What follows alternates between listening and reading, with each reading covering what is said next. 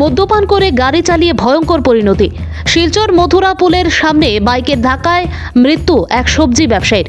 মঙ্গলবার রাতে শিলচর মথুরা পুলে সংঘটিত হয় এই মর্মান্তিক পথ দুর্ঘটনা।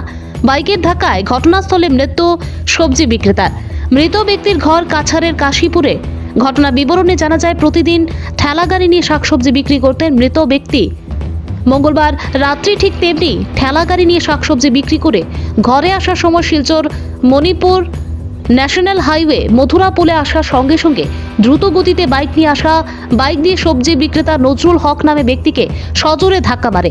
ধাক্কা মারার সঙ্গে সঙ্গে নজরুল হক নামের ব্যক্তি ঘটনাস্থলে মৃত্যু ঘটে।